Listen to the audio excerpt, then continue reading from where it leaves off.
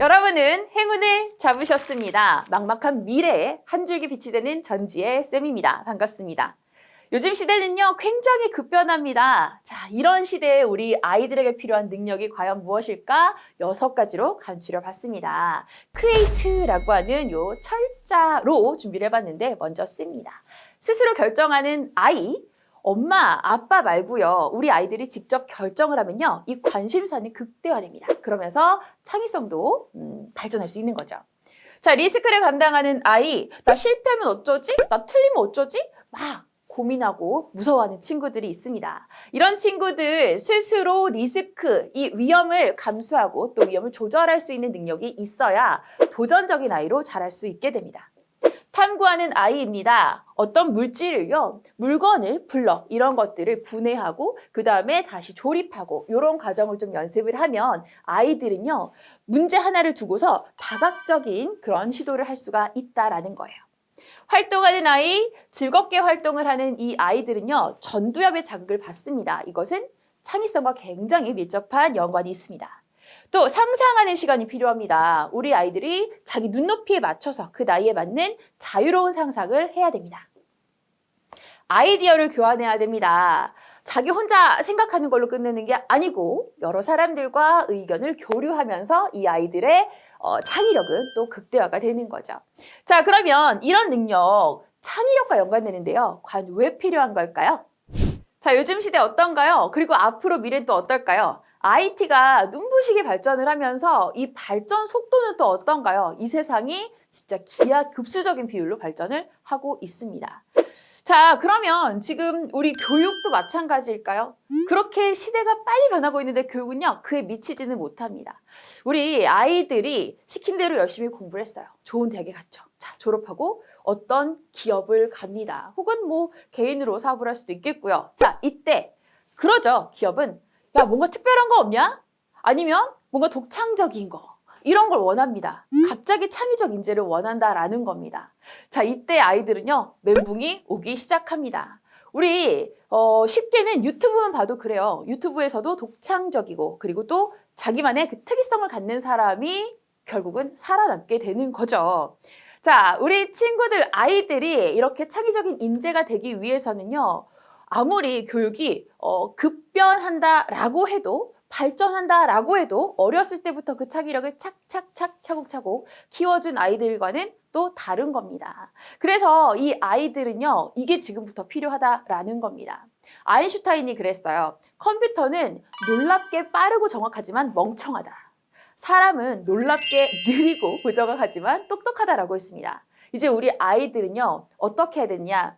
AI가 할 수 있는 건 줘야 됩니다. 하지만 이제 AI와는 다른, 그들은 못하는 무언가, 즉 창의력을 막 강구해서 아이들이 해낼 수 있는 그 능력을 갖춰야 되는 겁니다. 인공지능과 함께 협력하고 그리고 또 인공지능을 만들어내는 아이들이 되어야 하는 겁니다.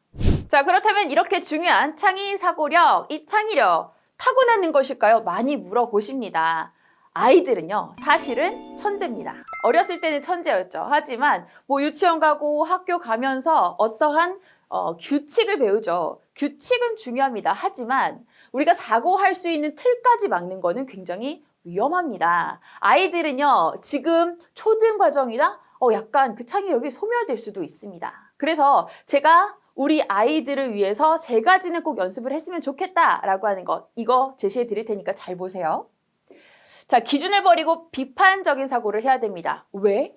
이거 왜 이런 거야? 그럼 어떻게 하지? 그랬을 때 what? 무엇이라고 하는 그 훌륭한 결과가 도출되는 거예요. 가르침을 받았다고 해서 내가 잘 배웠다라고만 생각하지 말고 이거 진짜 맞는 거야? 이런 사고도 필요하다라는 겁니다. 새로운 것에 뛰어들어야 됩니다. 이제요, 세상이 트렌드, 적어도 5년에 한 번씩은 이 트렌드가 계속 바뀐다라고 생각을 하시면 돼요.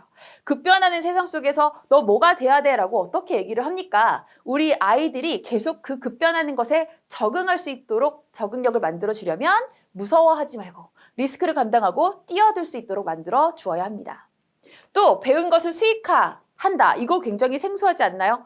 우리는요, 열심히 독서하고 공부하면 되는 줄 알아요. 하지만 아이들이 예를 들어서 부력을 배웠다라고 하면 배가 떠 있는 걸 보고 연관시킬 수 있어야 되고, 밀도를 배웠다? 자, 그러면 수영장 물보다는 바닷물에서 더 잘 뜨는구나 라는 이 생활 속에 연관을 해야 됩니다.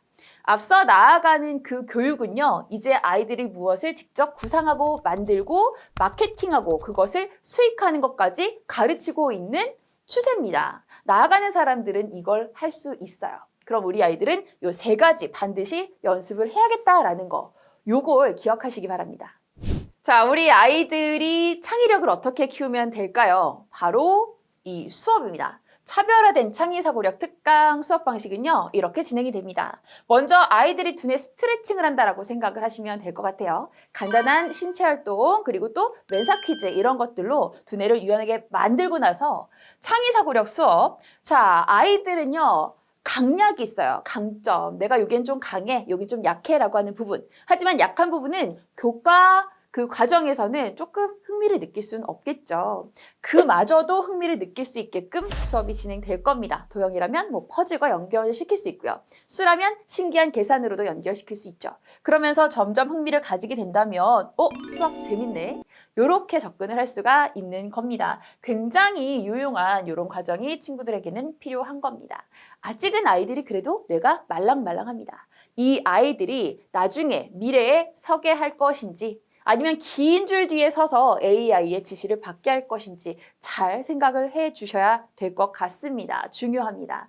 자, 이제 부모님이 직접 선택해서 알려주는 것보다는 아이들이 직접 선택하고 또 그 기회를 주면서 힘을 기르는 시간이 필요합니다. 수학사부의 전지혜 쌤과 함께하는 이 창의력 특강, 요게 바로 답입니다. 감사합니다.